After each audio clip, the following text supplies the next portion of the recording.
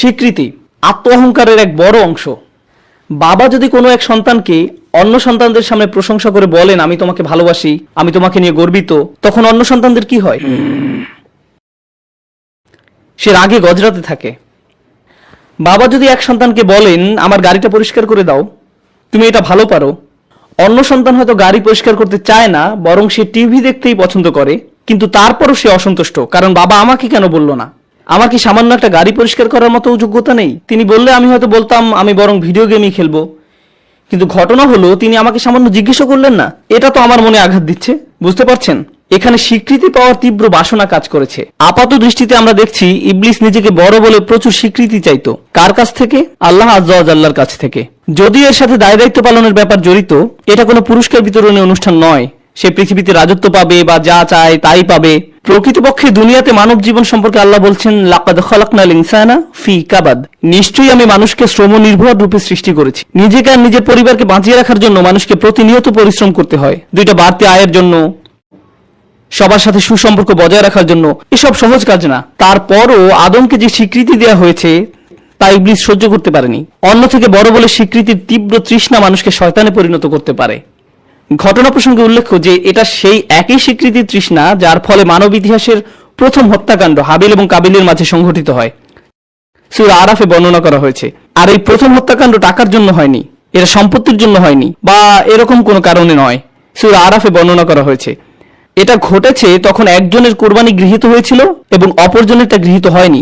একজনেরটা স্বীকৃতি পেয়েছিল, অন্যজনেরটা পায়নি। লক্ষ্য করুন, সেই একই হিংসা এখানে কাজ করেছিল। কোন কারণ হযরত ইউসুফ আলাইহিস সালামের ভাইদের মারাত্মক প্রতিহিংসা পরায়ণ করে তুলেছিল যে তারা তাকে কুয়ায় নিক্ষেপ করেছিল? তারা তো তাকে প্রায় খুনই করে ফেলেছিল। সেখানে তো সাপ বিচ্ছু থাকার কথা, সেটা ছিল ভীষণ দুর্গম কোনো প্রান্তরে নির্জন একটা গর্ত। তবুও তারা তাদের ভাইকে সেখানে ফেলে দিয়েছিল। জানেন কেন? কারণ তিনি তার বাবার কাছ থেকে যে স্বীকৃতি পেয়েছিলেন তা অন্য ভাইদের তার প্রতি হিংসাত্মক করে তুলেছিল। এখন এই স্বীকৃতি জিনিসটাকে আপনারা ভালো করে বোঝার চেষ্টা করুন।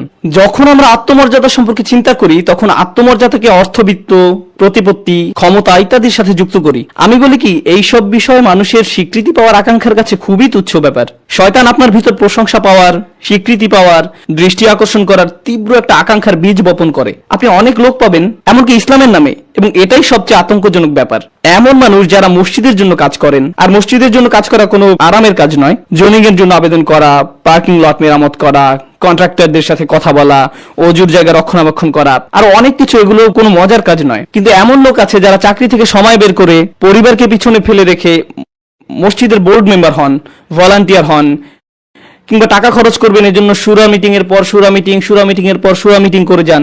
কি কি উদ্যোগ নেওয়া যায়, কোন কোন জায়গায় মেরামত করতে হবে।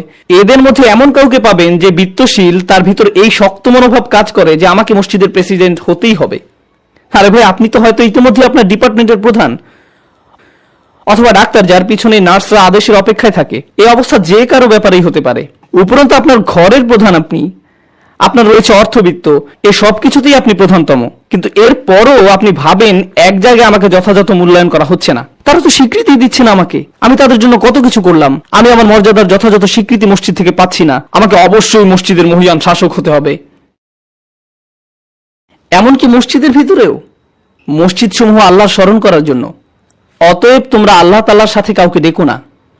কথা প্রসঙ্গে বলে রাখি, আমি বিশেষভাবে ডাক্তারদের প্রতি ইঙ্গিত করছি না, হয়তো অভিজ্ঞতা প্রসূত বা কিছুটা আমার উদ্ভাবনী কল্পনা মাত্র। এই অবস্থা যে কারো ব্যাপারেই হতে পারে। এমনকি হয়তো কারো কোনো পেশাই নেই, কিন্তু সে যখন মসজিদে আসে তখন স্বীকৃতি, ভোটাভুটি, নির্বাচন ইত্যাদি ব্যাপারগুলো নিয়ে ভীষণ উত্তেজিত হয়ে ওঠে। কিন্তু কেন? এ তো যেমন রিপাবলিকান বনাম ডেমোক্রেটদের মতো অবস্থা, তাও আবার মসজিদের ভিতর। কিন্তু কেন? আপনি কি জিতছেন? এই যে আপনার মাথার ভিতরে গেঁথে আছে যে মানুষেরা আপনাকে আপনার অবদান দেখে সম্মান দিবে, এটাই তো আসলে ইস্তেকবার। অন্য সবার থেকে বড় হতে চাওয়া, অন্য সবার চোখে বড় হতে চাওয়া, সবার বিবেচনায় বড় হতে চাওয়া, সমস্ত কৃতিত্ব নিজের দিকে টেনে নেয়া। এখানে কোনো বৈষয়িক প্রাপ্তিই কিন্তু নেই, বাহ্যিক কোনো উপকারই এসব আচরণ থেকে বের হয়ে আসে না।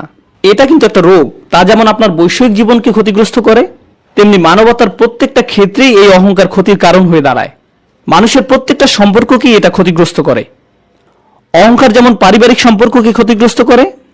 পরিবারের ভিতরে এমন স্বামী থাকতে পারেন যিনি সারাক্ষণ তার অবদানের স্বীকৃতি খুঁজছেন। তিনি সারাক্ষণ রাগ ঝেড়েই যাচ্ছেন, আমি তোমাদের জন্য এত কিছু করলাম আর তোমরা আমার কোনো মর্যাদাই দিলে না, সর্বশেষ কখন তোমরা আমাকে ধন্যবাদ দিয়েছিলে। তিনি যেন সারাক্ষণ স্বীকৃতির জন্য উত্তেজিত। তিনি যেন নিজের সামান্য এক ঘরের অ্যাপার্টমেন্টের মধ্যেই একজন ফেরাউন। শুধু ফেরাউনের মতো আয়না রব্বুকুমুল আলা, আমি তোমাদের একমাত্র পালনকর্তা, এমন ঘোষণা দিয়ে বাকি আছে। আপনি হয়তো এক ডিপার্টমেন্টে কাজ করেন, সেখানে মাত্র 5-6 জন একত্রে কাজ করে। আমি নিশ্চিত এমনও সামান্য কাজ আছে যা হয়তো আপনি খুব ঠেকে না গেলে করবেনই না। যেমন পরিচ্ছন্নতা ডিপার্টমেন্টের ট্রাকে একজন সামনে ড্রাইভ করেন, অন্যজন পিছনে ঝুলে থাকেন যিনি আবর্জনা কুড়িয়ে ট্রাকে ভরেন। অন্যদিকে যিনি সামনে আছেন তিনি অহংকারে ভাবছেন, ও হ্যাঁ আমি তো ড্রাইভার। আরে এই ছোট্ট জগতেই তো তিনি একজন ফেরাউন। তিনি ইস্তিকবারে আক্রান্ত হয়েছেন, কারণ তিনি বিরাট কিছু একটা হয়ে গেছেন বলে নিজেকে স্বীকৃতি দিচ্ছেন। এই ইগো বা আত্মহমিকার প্রতিযোগিতা আপনার অফিসের ভিতর, আপনার ডিপার্টমেন্টের ভিতর, আপনার টিমের ভিতর, বিভিন্ন টিমের ভিতর, এমনকি এটা বিভিন্ন ব্যবসা প্রতিষ্ঠান সমূহের ভিতর ছড়িয়ে পড়ে। অন্যদিকে এই আত্মহমিকার প্রতিযোগিতা পরিবারের ভিতরে, এমনকি আপন ভাই বোনদের ভিতরেও কাজ করে। বাস্তবতা হলো ভাই বোনদের ভিতর আত্মহমিকার প্রতিযোগিতা সবচেয়ে মারাত্মক ধরনের আত্মহমিকার সংঘাত। এজন্যই মানব ইতিহাসের সবচেয়ে বড় পতন হযরত আদম আলাইহিস সালামের বেহেশতে নিষিদ্ধ ফল খাওয়ার পাপ করার পরে দ্বিতীয় যে বড় পাপ ইতিহাসে ঘটেছে তা হলো আপন সহোদরদের ভিতরে সংঘাত, হাবিল এবং কাবিল। এটাই মানব ইতিহাসের দ্বিতীয় পাপ আর সর্বপ্রথম হত্যা। আর এর মূল কারণই হলো পারস্পরিক হিংসা। কোনো এক সন্তান ভাবে অন্যজনের উপর বাবার সমস্ত আগ্রহ চলে গেছে, অন্যজনকে বাবা কি আমার থেকে বেশি ভালোবাসে, এজন্যই সে বেশি লম্বা, অথবা সে বেশি ভালো স্কুলে যায়, অথবা ভালো গ্রেড পায়। এবং দুঃখজনকভাবে আমরা পিতামাতারা সন্তানদের এই পরিস্থিতিতে কোনো সাহায্য তো করছিই না, বরং একজনের 100 পাওয়াকে অন্য সব সন্তানদের গালে শক্ত চপটাঘাতের মতো করে কালিমা লেপন করি। তার মার্কশিট উঁচু করে ধরে অন্যদের বলি, এই জন্যই অন্য সবার থেকে আমি তাকে বেশি ভালোবাসি, সে যেমন দেখতেও ভালো তেমন বুদ্ধিমান। তুমি কি করেছো? বন্ধুরা, সে অন্য ছোট বাচ্চা ছেলে বা মেয়েটা যে ক্রমাগত রাগে গজরাচ্ছে, অন্য ভাই বা বোনের সামান্যতম চিন্তাও তার অন্তর্জ্বালা করে, অনেক অন্তর্জ্বালা করে, চিন্তাও তার অন্তর্জ্বালা করে। আর আপনি অবাক হন কেন তারা এত হিংস্রভাবে মারামারি করছে। সে তার ভাইয়ের খেলনা নিয়েই ভেঙে ফেলে, খেলে না, ধরেই দুমড়ে মুচড়ে ভেঙে চুপ করে বসে থাকে। বাবা মা দৌড়ে এসে ধমক দিয়ে যখন জিজ্ঞেস করেন কেন তুমি এমনটা করলে, তখন সে ফোপাতে থাকে, তুমি তাকে বেশি ভালোবাসো, তুমি এমনকি তার খেলনাকেও আমার চেয়ে বেশি ভালোবাসো। দেখুন, ছোটবেলা থেকেই এটা মানুষের ভিতরে কিভাবে কাজ করে। একেই বলে ইস্তেকবার বা বরত্ববোধ। শয়তানের এটা ছিল, তাই সে মানুষের ভিতরেও তার অনুপ্রবেশ করাতে চায়। এটাই তাকে ধ্বংস করেছে। তাই সে নিশ্চিত করতে চায় যে প্রত্যেকটা মানুষের ভিতরেই তা কাজ করুক।